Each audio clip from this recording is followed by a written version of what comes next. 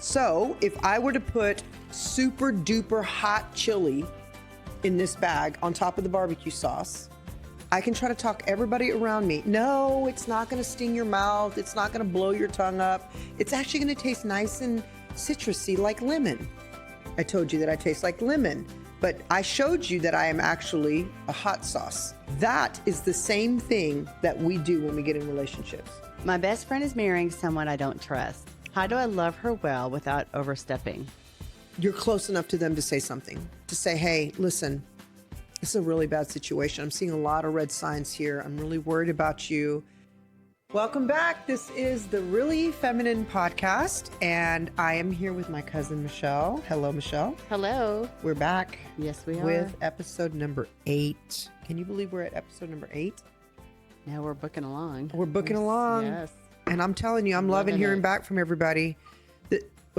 There's my doggy dog. We've got a dog in the room, so you might hear her in the background. But yes, this is the Really Feminine Podcast, and I love the name of it. I love that we're all striving towards femininity. But today we're going to talk about professional etiquette, because I've received so many questions from you guys about how to handle yourself professionally in the realm of etiquette. So for all you ladies out there, I'm going to be speaking a little bit more to you guys. Also, we're going to show a little visual example using chicken breast marinated. You're going to have to wait and see what that's all about. If you're not watching and you're only listening, try to take a moment to go back to Carla Shellis on YouTube and watch this episode. You're going to want to watch this one because I'm going to have some fun visuals for you. And then, of course, we're going to have a little tea time where we get to answer your questions. So if you have any questions, relationship issues, professional issues, etiquette questions, anything really all the things. Nothing's off the table. Yeah. We want to answer your questions. So go to carlashellis.com/podcast. It's all in the description. You can find it there. But before we get started, I do want to share a little bit with you about what I love and is so dear to my heart. Is an organization we founded a long time ago called Poise.org. We've been working in the space of restoring girls rescued out of sex trafficking and domestic violence for a long time. And so while we have retired the Safe House, we are still working in inner city schools with 12 to 15-year-olds and now high schoolers, where we are equipping them with etiquette and knowledge and power and identity so that they can take themselves off the market. We want these young girls to know who they are and the power they walk in so that they are not able to be lured by these predators. So please check us out, bochis.org. All the information is in the description, and we'd love for you to partner with us on that. We're hoping that we can help make a new life a reality for some of these girls. We're also partnering with a ton of other organizations that are out rescuing these girls out of the depths of hell on the streets involved in sex trafficking. We are very much involved with these organizations financially and otherwise. And so we want you to know, when you partner with us, you're not only helping us move our mission forward, but you're also helping to have these young girls rescued off the streets and put in a safe place so that they could be restored. So with that being said, make sure you subscribe and make sure you comment and like so that we can continue to bring you this great information. And let's get started. So Michelle, we have had a ton of questions come in about, so many that I had to write down my answers. So you don't forget anything. So I don't want to forget anything because it's just really good questions about professional etiquette. And I have professional etiquette is not one of my lanes, but it is definitely something that I have learned and that I love. It's not what I specialize in, but I still want to share some answers in that. So let's look at some of the questions. Tell me, I know you were in recruiting for so long. Yes. So you've got a lot of good sense about you when it comes to, and you've been in corporate environments where you've been the female in the room full of males. You've had to handle yourself in different. So I've always felt like you've got a really good professional etiquette about you. Well, thank you. Even when we were running the Safe House, you were interviewing all my staff and my restaurants. I have a funny story to tell you guys. So Michelle used to be involved in helping me run my restaurants, and we had a new restaurant open. I think we went through like 100 applicants when we did the dinner house. Remember this? And you couldn't find one one person to hire. And we were like, okay, Michelle. The struggle is real. I'm like, you've interviewed like 50 people. How do you still not have somebody? You're like, I couldn't find a good fit. Do you remember the guy we hired at the place on the corner strip shopping center? The barista? Yes. Yes, I do. Was that an empathy hire? I think it was. I think so. He did a good job, though. He He did did. a really good job. He was just a little quirky. We'll say he was quirky. He did a really good job. Proud but of his coffees. But everybody was so annoyed by him. It was like, oh, and it was so sad when we had to fire him. But So anyway, many funny stories.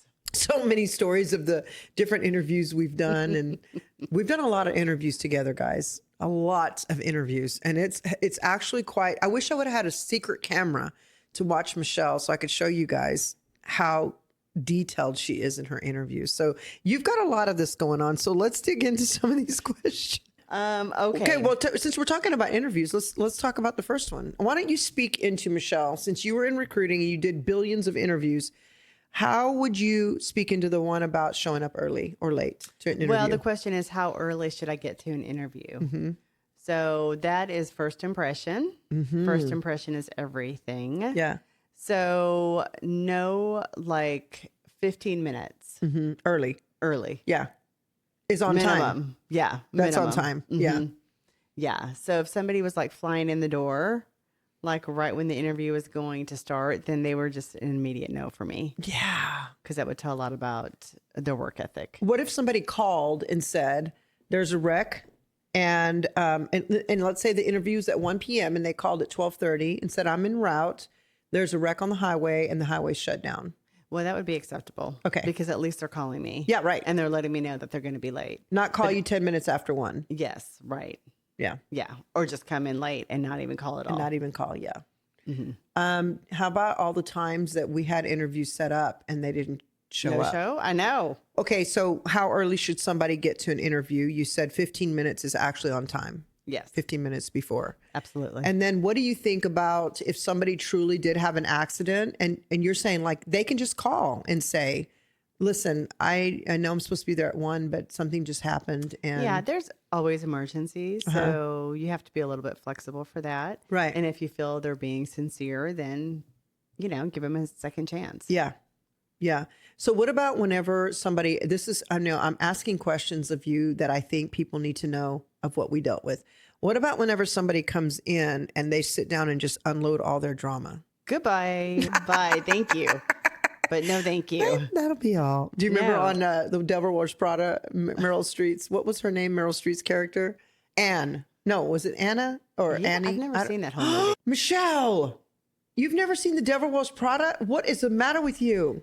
Are we going to have to watch it? We're going to have to watch that. Okay. That- Yeah, never. Oh my God. That is one of the best movies ever made. She was the editor of Vogue in the movie, but one of my favorite lines is she calls in her assistant and her assistant's like, "Da, da, da, da, da," and then she goes, that's all.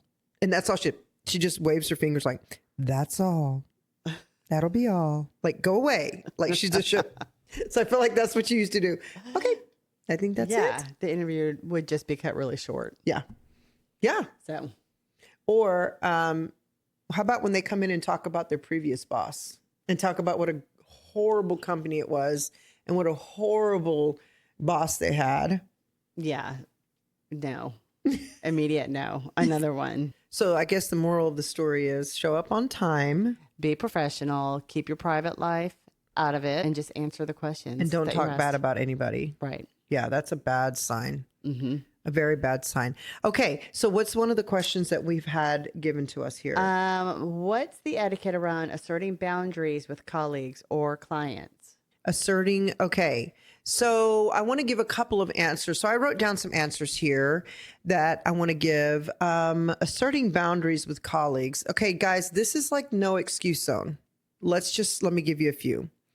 If you are clear and direct, then there's no room for like misinterpretation, right? So I'm going to read a couple of things I wrote down. Use I statements, which I love this. I prefer to handle these requests via email so I can stay organized.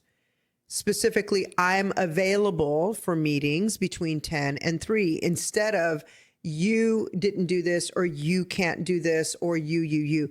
I love that you have to use these I statements because you're pushing the responsibility back to yourself. You're taking ownership of the conversation. If somebody's trying to be very pushy or aggressive or trying to, one of my favorite sayings is, your chaos does not constitute my priority. So your chaos does not, you being in total chaos and disorganized and running late and or needing this report in a deadline, your panic is not going to constitute my priority. So you can just say, I'm available between this time, and we're going to work within those areas. The other thing is to keep your tone professional. Your tone is everything. And so if you're speaking very direct and very condescending and very shutting down whatever somebody else is saying, then you are just dogpiling the conversation, which can also be classified as gaslighting in some cases. So whenever you are speaking, don't be defensive and don't be offensive. So remember, speak with instead of being tell assertive, be ask assertive. So I need you to get me that report by 3 p.m. Okay, that's tell assertive. Here's how you be professional and ask assertive. Hey, would it be okay with you? Is 3 p.m. a good time to get me that report? So that's a different approach. And change your tone. You don't have to speak with, especially ladies. Let me speak to the ladies. Let's get rid of this idea that we are the minorities, that we are the less than, that everyone around us is doing better than we are because they're a male. Whatever you believe is what you're going to project. And whatever you believe and project is the reality that you're going to live in. So approach your situation with all the confidence that you have within you and just let that be enough. So don't be defensive and cagey and immediately assume people are talking down to you because you're a woman or because you're a minority. Don't even assume that. Just approach with the assumption that everybody's obsessed with you and everybody loves you and everybody respects you. Because if you do that, then people will follow what you show them.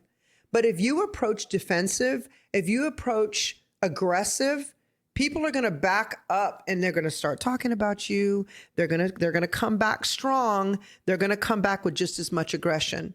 So try to communicate your boundaries with professionalism and respect.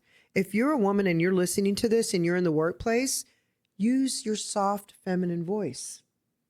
Man, I've had to learn that because I don't have to be rude and aggressive. I don't have to be. And I know my tone can come across strong sometimes.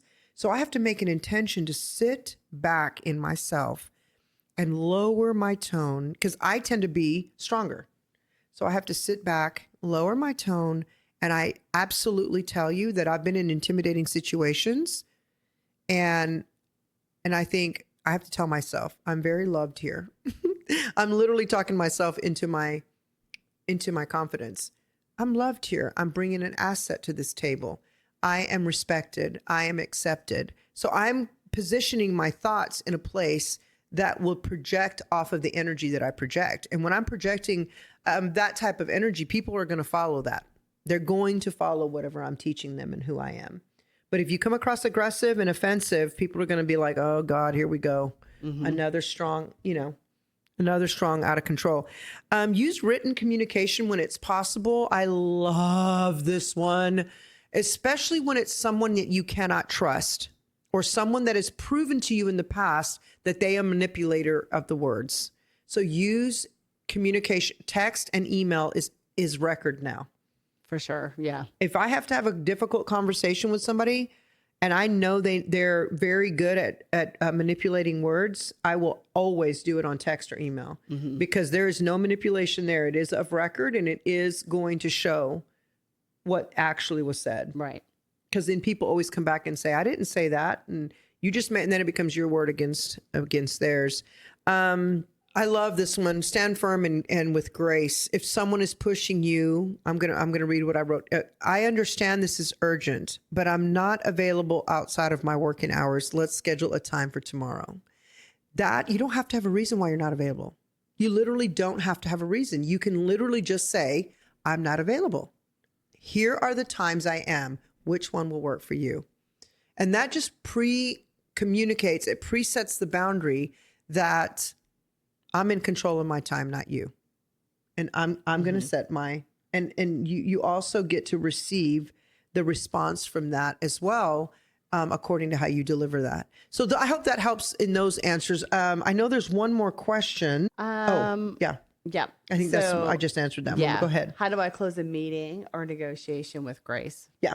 So one of the things that I always use if I feel I'm taking up too much time or this meeting has gone a little too far or too long, I will always say, hey, I'm so sorry. I don't mean to cut you off. I just realized the time and I have another commitment that I need to be to, but I want to thank you, even if it's been a very strong conversation or thank you so much for your time. I appreciate you taking the time to sit and communicate with me. I thank you for your time in negotiating this out with me. I need some time to consider your words and I will get back to you. And then you just literally, the body language is everything. You just stand up, put your hand out, eye contact, and shake their hand. Or you can say, I feel like I've taken up way too much of your time.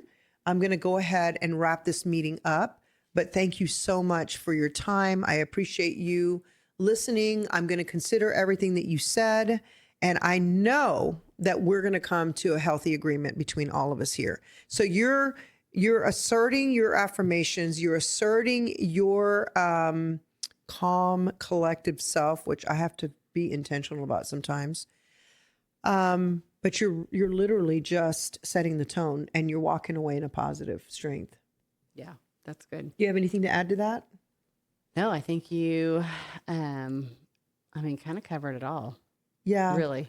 Yeah. So, And if you guys are watching and you have any questions or you're listening, go to carlashellis.com/podcast and send us your questions because we really want to help equip you guys into better relationships, better thinking, so that you can have a better life. So now we're going to move on into our next segment, which we absolutely love. So let's move into some tea time, Michelle.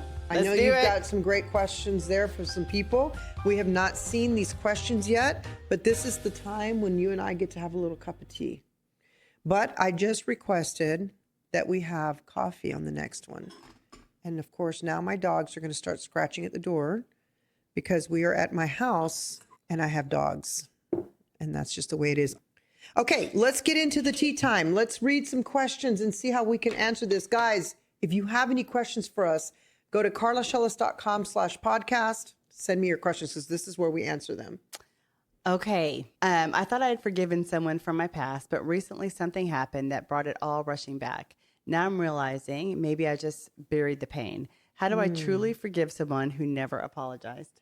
Oh, wow. I love this question. Okay.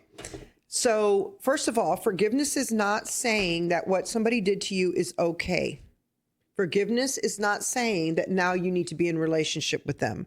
I hope somebody hears that and takes it in. Like, let me say it again. It doesn't mean you have to forgiveness doesn't mean you have to do life with somebody. And it doesn't mean that you're communicating, it's okay what you did. It's fine. I'm over it now. That is a huge, huge step towards understanding what forgiveness is. A wise friend of mine, Toby Slough, I'm going to give a little shout out to Toby Slough at Cross Timbers Church. A wise friend of mine said to me once, forgiveness is a process. It's not an event. Let me say that again. Forgiveness is a process. It's not an event. So it means you have to allow yourself to go through the process to find forgiveness. One of the main tools of forgiveness is to understand that you too have done things you want to be forgiven for. You too have probably said things to people that you probably shouldn't have said or wish you didn't say. You might have offended people you wish you wouldn't have offended, or you might have hurt people you certainly wish you wouldn't have hurt. Maybe, Michelle, there's even people we wanted to hurt and we're not sorry for it. Yeah. If we're being honest. I mean, maybe there's those things too. Mm-hmm. But forgiveness truly is about understanding that you too have been forgiven. In the Old Testament, it was truly like when you committed a sin, it was like you were almost dead. But the New Testament says that you can be forgiven through the blood of Jesus. So as a believer, as a Christian, that is kind of what we live by in our faith. But outside of that, forgiveness is truly not saying what they did was okay. It is honestly allowing yourself to be released from the toxicity of being connected to that person. So if this person had hurt you so severely or done something to violate you, or maybe just offended you slightly, what you're doing in unforgiveness is you can imagine like you have a cord or like a pipe connected to your heart, which is connected to your whole body. And then that pipe or that cord is attached to the person that you are unforgiving towards. Whatever that toxic thought pattern or that behavior or whatever happened that hurt you so severely, that power is still exchanging itself to you. And so we have all gotten forgiveness wrong in that we think, well, if I forgive you, I'm saying it's okay that you did and I'm over it. No, what you're doing is you're cutting the cord so that you're no longer receiving the energy from that toxic person. You're literally pushing yourself back away from the table. Another friend of mine said when I was in my teens, unforgiveness is when you're in unforgiveness, it's the same thing as taking a glass of water, a box of cyanide, which is a deadly poison, a couple of tablespoons of cyanide in the water, mix it up, and before you're going to hand it to the person that you can't forgive, you drink the cyanide yourself. That's what unforgiveness is. Drinking the poison that you prepared for the person you're not forgiving. So you're really forgiving someone for yourself. Absolutely. It's for you. You do it for you. Absolutely. You forgive someone for you. There is that massive misconception. And I'm going to tell you, unforgiveness will bring disease to your bones. Mm-hmm. If we get away from the faith side or we get away from the logical side and we get into the scientific side, literally unforgiveness is attached to so much decay in the body. It will definitely ruin you. Yeah. It will ruin you. It'll ruin your mind. It'll ruin your body. And you're the only one who's drinking the cyanide. Absolutely. So it's truly about, let me just validate that whatever has happened to you is not okay. I mean, it's very valid that your feelings are hurt. And it's very valid that that shouldn't have happened to you. And I think somebody just needs to say it's okay to be upset. It's okay to have your feelings hurt. It's okay to take your time to heal from that. But the longer that you stand in unforgiveness, the longer it's going to be for you to heal. And the longer it's going to be for you to stay in that toxic relationship. Okay. Yeah. Yeah. So Good answer. What's the next question? Good answer. What's the next question? All right. My best friend is marrying someone I don't trust. I haven't said anything because I don't want to ruin our friendship. But I also feel like I'm watching her walk into a situation that's going to hurt her. How do I love her well without overstepping? This is a good question. My gosh. I'd like to hear your answer because I know my daughter has gone through that with quite a few of her friends. In relationships that you know. Mm-hmm. My goodness gracious, that's a tough one. Especially for young kids because nobody wants to say anything anymore. Yeah, and if you do, then you're ostracized from everybody. Right. Okay, so let me unpack this. When you love someone, it's very difficult to see them get into a very dysfunctional relationship, especially when you're on a different level. So go back to episode 1, and we talked about the different levels of the emotional frequency code, right? The lower levels of actually megahertz, which is the frequency your body projects and your brain projects whenever you're feeling an emotion. So when you're dealing with I had to take a little break here to go get this so I can show you guys. I thought, you know what, I'm just going to get it and show you.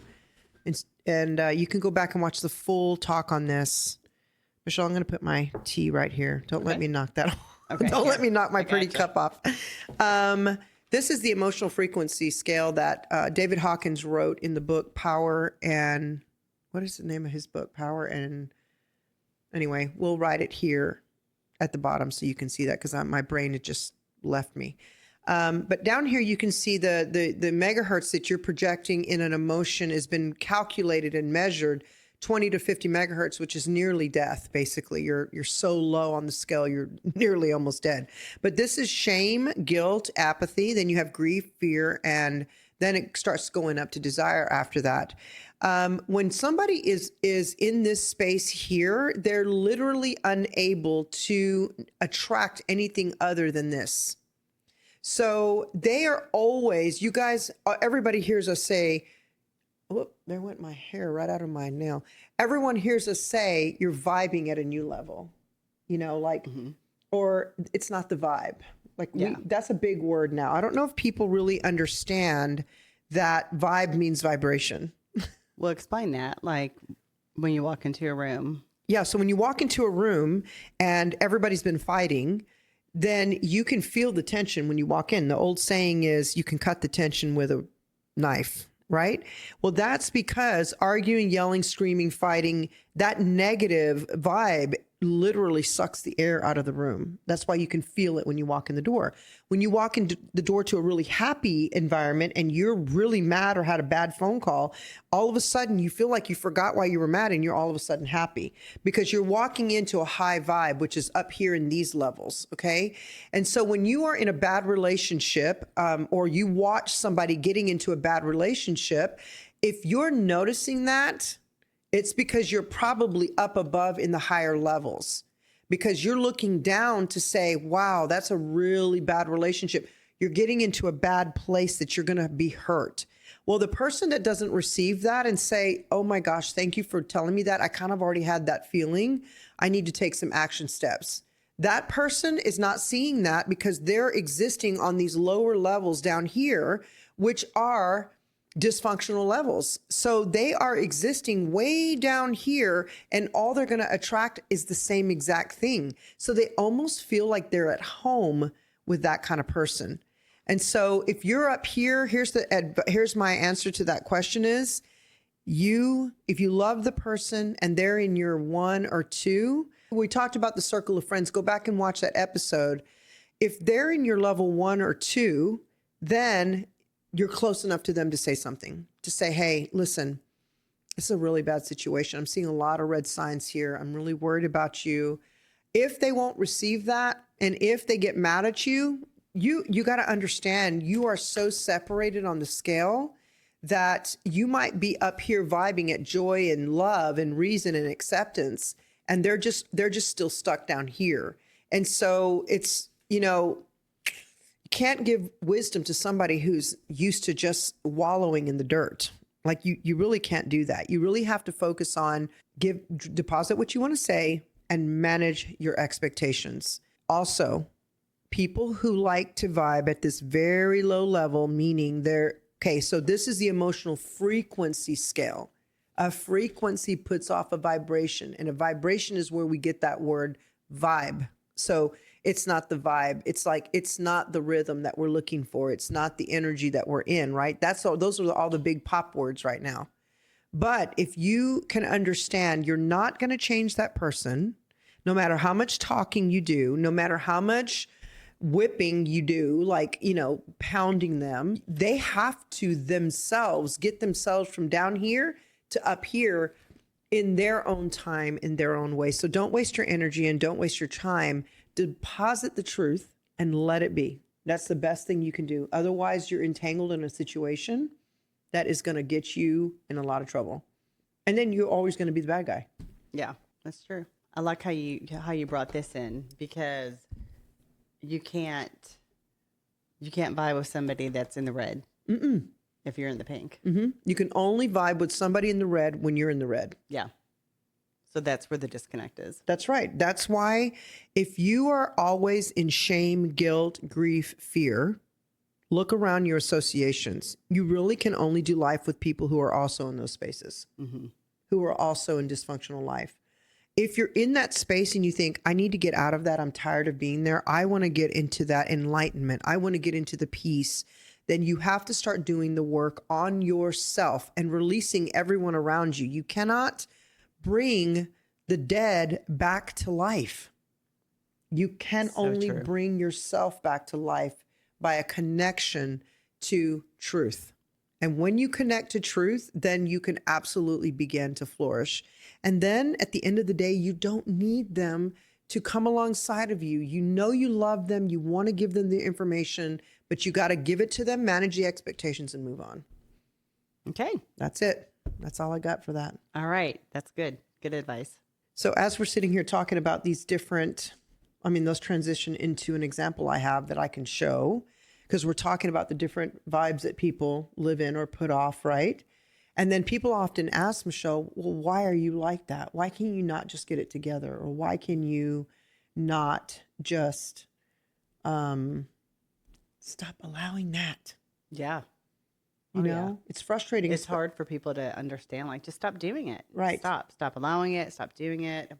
Why would you even accept that? Right. Especially, I know I've had addiction in my family, extended family in the past. And the big question was, why do you not just stop drinking?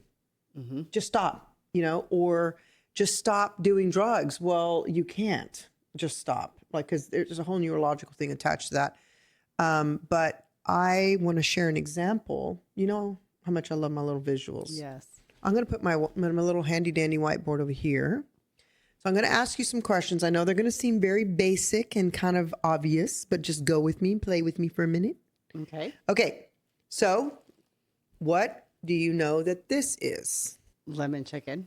Lemon chicken. So this is a chicken breast inside a Ziploc bag with the word lemon on the front. What do you think the chicken breast is marinating in? Lemon. Correct. Ding, ding. Okay. This is also chicken breast. What is it marinating in? Barbecue sauce. Correct. Ding, ding, ding. Okay. This is also chicken breast. What is that marinating in? Italian seasoning. Okay. So how do you know that this is Italian and this is barbecue? Tell me how you know that. Well, it looks different. Okay. What else? Because this could be Chipotle. This could be chili. Because it says barbecue on the bag. That's correct. I know this seems very basic.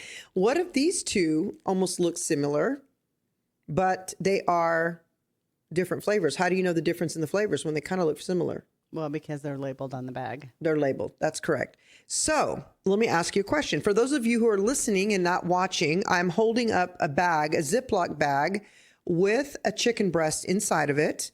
And the front of the bag says Italian. The other one says lemon and the other one says barbecue. But on the actual visual of it, you can almost see that it's saturating in Italian dressing.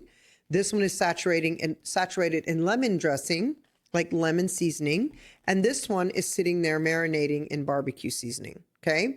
The only reason we know this is barbecue is because it's labeled. Otherwise, we might have to guess and stick our finger and taste it. And which you never want to stick your finger in raw chicken breast, but there you go.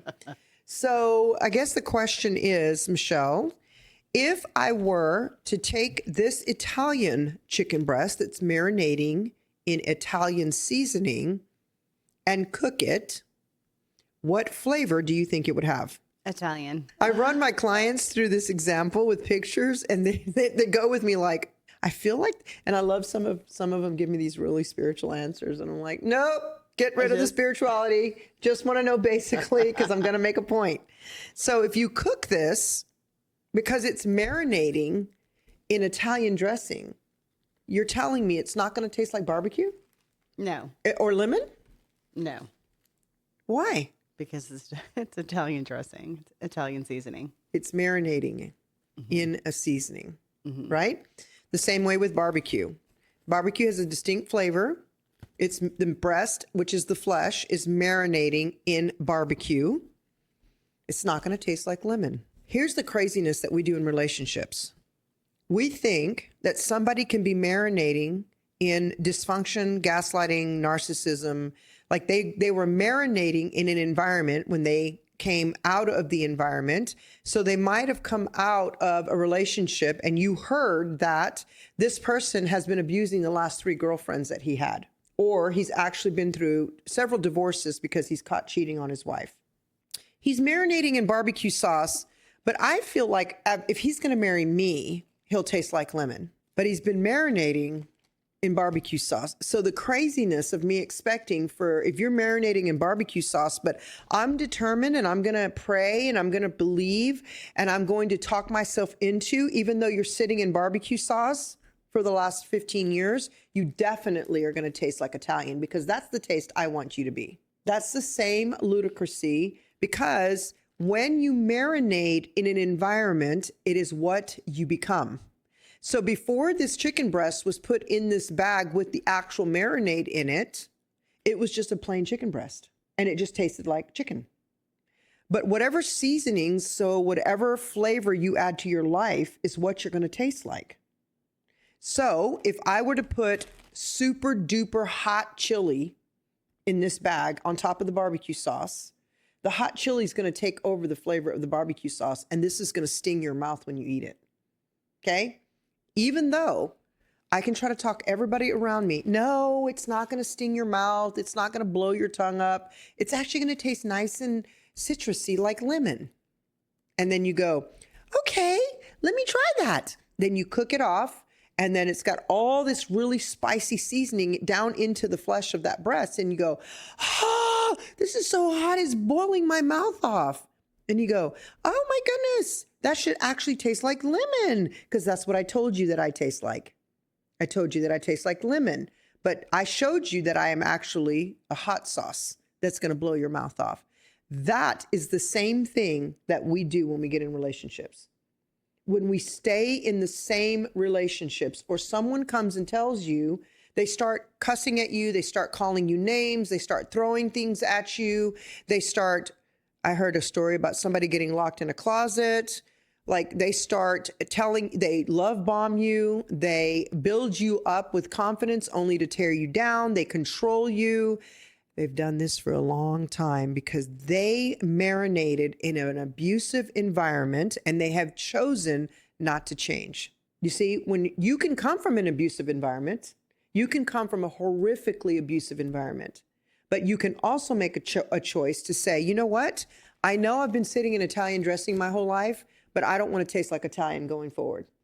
So I'm going to go spiritually, mentally, whateverly, I'm going to go wash that off, and I'm going to get myself back to the clean, straight, clean chicken breast. And I'm going to go put myself in a marinade of lemon because I want to taste the citrusy life of lemon. Okay. So how do you do that? First of all, when you see that somebody has come from somewhere, it's because that's where they've come from. You are not going to change their environment by being with them and allowing the behavior. What you're doing is jumping into the marinade with them and going back to what we just talked about on this emotional frequency scale that I'm showing here, where 20 to 50 is the bottom red zone, and then all the way up to 700 to 1,000 is the pink zone. When you're in this space and you see this actual chart, you realize that, hold on a second, I am vibing in fear and grief all the time because I've attached myself to that person. But here's what people do who live in these zones, from pride down to apathy and shame and guilt. Here's what those people do. They cannot take responsibility. They're the Italian dressing. Even though everybody's jumping into the Italian bag, everybody starts to taste like Italian. And then they start telling you, actually, no, you don't taste like Italian. You actually taste like barbecue. And you're like, but I'm saturated in Italian. Yeah, but I'm going to tell you that it's your fault that you're not barbecue. You should have not dropped into the Italian. And so they start gaslighting you. They start trying to convince you of something that is not really there. And what happens is you get caught into this environment where now you are actually tasting, smelling, and thinking like the people you are associating with. When you come from a toxic environment, you learn mentally that you have to adjust who you are in order to make the other person feel happy. So what you do is you carry that on through relationship after relationship. So you allow blame to shift, you allow the gaslighting, you allow the victim mentality to come on. And so here's how that looks. Somebody will say to you, you've done everything for this person. You've stood in there with them. You've tried to help them. You've rescued them from millions of situations. You've financially helped them. And then all of a sudden, that's not enough. They need more. And when you don't give them more, then they start assaulting your character. Then they start assaulting who you are as a person. Then they start gaslighting you to make you think that you're not doing enough and that what you did wasn't actually in existence. That's the cycle that we get into until you start believing that you are in the fault chamber. Like you are the reason that this person is not successful. You are the reason why this person keeps falling back into their addiction or back into their their emotional issues. So then what you do, which is a technique, by the way, is you start turning up the volume to do more, to help more, and you fall right back into the pit of manipulation. And when you do that, you are vibing down here at the very bottom in these levels. And that is when disease starts to happen in your body. And that's when disease starts to happen in your life. That's whenever you start losing friends because people have tried to tell you, but you won't listen. That's whenever you start repeating the same patterns in the same dysfunctional relationships because you have been marinating in the same marinade. Now, let me tell you, friend, if you come from a barbecue or a hot, spicy environment, when you want to change that, you want to be lemon, you want to be fresh and citrusy and taste like lemon. You have to disconnect from blaming everybody around you. You have to disconnect from accepting the blame for everyone else's dysfunction around you. And you have to start focusing on yourself and thinking, I need some time to heal. Even if it means you take a huge step back from your association, you pour into all the mental health help out there, all over all the social media outlets, all over YouTube. You can just put in YouTube, what does it look like when you're being gaslit? How to get out of a relationship with a narcissist? What do I do if I'm in a relationship with an abuser? Any question you have, YouTube is going to come up with thousands of therapists who are going to give you some tools to that. Here's the caveat. Here's the deal breaker is when you receive the information but don't apply it. Or you just don't look for the information, so you never know, and then you never know what you're doing wrong, and so you continue in the cycle. But if you want to have a new life, you have to change how you think. And you have to, Joe Dispenza says, how you think, how you act, and how you feel creates your personality. And your personality is what creates your personal reality.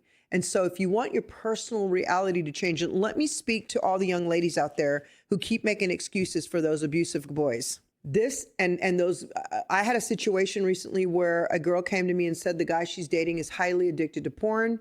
The mother's on board with it. Everybody's calling it normal. And she's trying to figure out a way to get out of that. Let me tell you, that is a very tough situation to be in, and it's not going to change unless the person who has the addiction goes through the steps of actually getting help. So I want to speak to those girls that are listening and watching right now who are in relationships that don't align with love, peace, and joy. You should never be in a relationship with a person who calls you names, who yells at you all the time, who slams doors, who constantly blames you for everything, who doesn't even hear your voice, who also thinks that you're cheating on them all the time because in reality they're cheating on you, who also is pitting everybody against you, who also is gaslighting you and making you think that your reality doesn't exist. That is not for you, and it's only going to get worse. And when you make an attempt to leave, what they're going to do is say, I'll do anything I can to change so that I can keep you. And then you get sucked right back in. Then all the gifts start, all the great language starts, all the love starts, all the affirmations start until they've got you all the way into that secure spot. As soon as that secure spot is handled and secure, then they start tearing your character down again to get you back down to the bottom. I'm here to tell you it's never going to change. The only way it's going to change is when the person you're in a relationship with makes a decision for themselves to go change for themselves, not so that you can stay, because that's not enough reason to make somebody do the work to change for themselves. If the result is that they change and you stay, congratulations, that's a great result. But it's never, ever going to be that way. If you're in a marriage, I have a different advice for you, same exact thing, but don't go end the marriage tomorrow. Like there is definitely an obligation and responsibility to work on your marriage. But I want to say to all you young girls who are still in those abusive relationships, it is not going to work. If you are also being convinced by the person you're dating that you have to go do something, sell your body, sell yourself so that they can make the money or so that you can help pay the bills, you need to run for your life. You need to get out of there ASAP. If someone is promising you a bunch of gifts, a bunch of favor, a bunch of money, a bunch of recognition, a bunch of contracts in exchange for you to reveal something of yourself, in exchange for acts of service, sexual acts of service, get out of there as quickly as possible because you're being groomed. I want you to hear me say that. When you are saturated in a negative, toxic environment where everyone's doing drugs, everyone is cheating on each other, everyone's fighting all the time, even just verbal fighting, you are in a bad situation and you have to take action for yourself. You cannot wait for someone to change so that you can be happier. You have to take action for yourself. And I want you to hear me say, if you're listening and watching this right now, you are worth so much more than that. You are worth so much more than that. There is somebody waiting for you on the other side of your obedience and your love for yourself that will love you and cherish you and adore you. But if you don't allow that for yourself first and you don't demand that of yourself, then you will never receive that. Hold your private parts private. Hold the jewels of your body private and make someone come earn your love, meaning through respect, through kindness, through love, through passion. Let them earn that.